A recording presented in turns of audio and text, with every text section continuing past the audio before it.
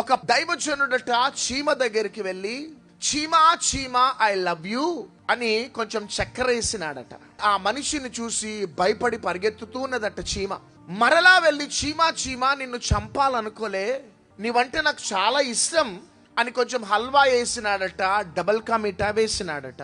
ఎంత వేసినా చీమ పరిగెత్తుతూ ఉన్నప్పుడు ఆ దైవజనునితో దేవుడు అన్నాడట, ఆ చిన్న జీవి దగ్గరికి వెళ్ళి నువ్వెంత ఐ లవ్ యూ చీమా, ఐ లవ్ యూ చీమా అని అన్నా అది ఎంత మాత్రం నీ మాట వినదు. ఎందుకంటే అది చిన్న జీవి, నువ్వేమో పెద్ద మనిషివి. నీ ఆకారమును చూడగానే అది నీ ప్రేమను అర్థం చేసుకోదు, భయపడుతుంది. అంటే దైవజనుడు అన్నాడట, మరి చీమ నాతో స్పందించాలంటే నేను ఏం చేయాలా ప్రభువా అంటే, నీవు కూడా చీమలాగా మారిపోవాలి. నువ్వు కూడా చీమలాగా మారిపోయి చీమా చీమా ఐ లవ్ యూ అనేసి అంటే, చీమ కూడా ఐ లవ్ యూ టూ అనేసి అంటది. అదేవిధంగా ఆకాశాన్ని, భూమిని, సూర్య చంద్ర నక్షత్రములను తయారు చేసిన ఆ దేవాది దేవుడు తాను ఆ ఆకారంలో ఒకవేళ వస్తే మనుషులు తట్టుకోలేరు.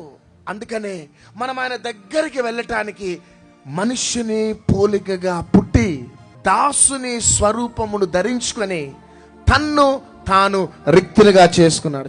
ఎందుకు ఆ పని చేసినాడంటే మనకు దగ్గర కావటానికి. అందుకని చూడండి, నేను ఫరోకి ఏమని చెప్పాలా అని మోషే అడిగితే, నేను ఐఎమ్ దట్ ఐ యామ్, నేను ఉన్నవాడను. ఆది కాండం నుంచి మలాకి గ్రంథం దాకా ప్రవక్తలందరూ కూడా ప్రవచించి ఇదే సైన్యములకు అధిపతియగు యెహోవా వాక్కు అన్నారు. కానీ యేసుక్రీస్తు ప్రభు ఎక్కడ కూడా ఇదే సైన్యములకు అధిపతియగు యెహోవా వాక్కు అన్నది ఎక్కడ లేదు. కానీ నేను మీతో చెప్పునది ఏమనగా, ఎంత గుంటె ధైర్యం ఉండాలా ఆ మాట అంటానికి.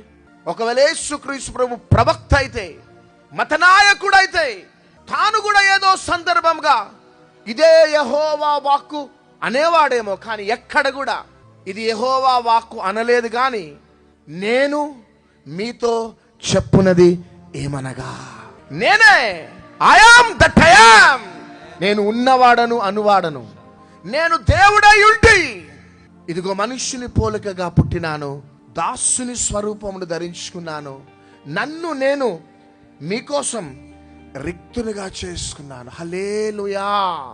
కాబట్టి క్రిస్మస్ అంటే God became man, that's all. దేవుడు మనిషిగా మారిపోయిన దినమే క్రిస్మస్.